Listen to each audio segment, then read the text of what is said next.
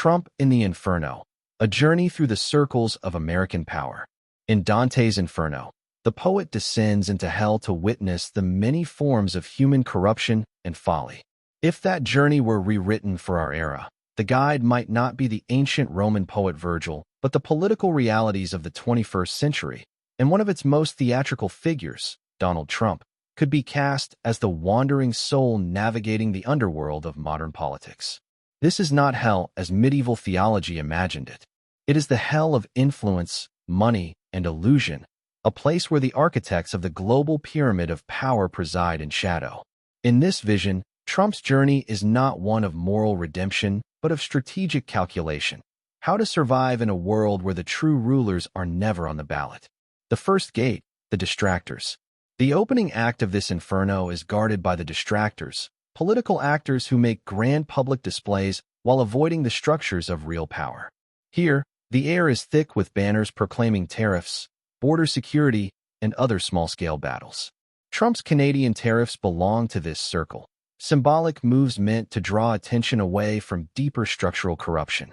Historically, this is the realm where U.S. leaders, from Andrew Jackson's tariff wars to Herbert Hoover's disastrous Smoot-Hawley Tariff Act, have distracted the public with visible but ultimately superficial struggles, avoiding confrontation with the financial powers underwriting the system. The circle of the simoniacs, legalized bribery.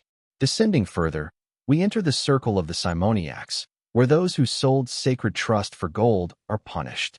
In Dante's time, these were church officials who sold holy offices.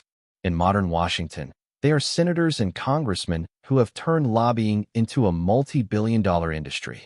Here, politicians are inverted in fiery pits, their feet kicking in agony, while golden coins rain down upon them. This is no poetic exaggeration. In the United States, lobbying is not only legal, but celebrated as free speech. From the Gilded Age's railroad tycoons to the modern Israel lobby and the defense contractors of the military-industrial complex, this system has ensured that the U.S. government remains in permanent servitude to its financiers. Trump knows this world well. His entire career, from his Atlantic City casino bailouts by Rothschild-linked banks to his administration's unwavering support for weapons contractors, reflects a survival strategy. Work with the simoniacs, never against them.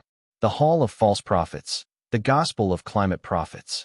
Further on lies the Hall of False Prophets, where priests of a new religion chant salvation through electric chariots, carbon taxes, and green technology mandates. Their altar is not the earth, but the balance sheet. Historically, every industrial transformation, from the oil booms of Rockefeller's Standard Oil to the digital gold rush of Silicon Valley, has been marketed as the future while serving primarily to centralize wealth.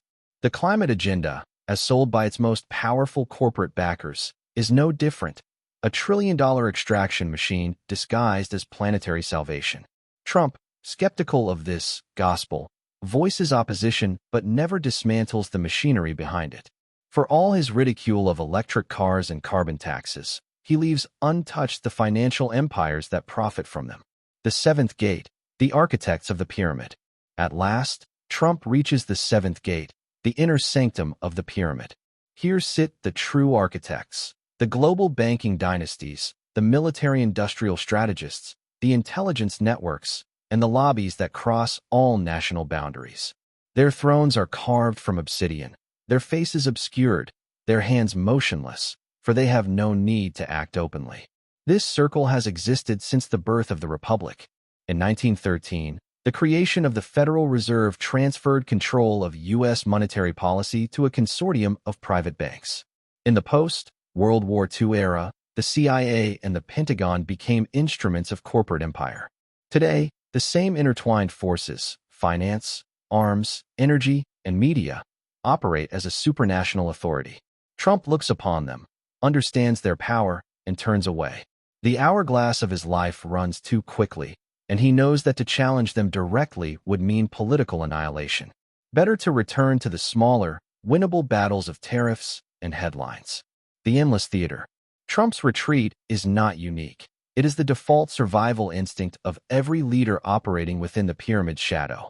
In this theater, the actors change. Reagan, Clinton, Obama, Biden, but the script remains.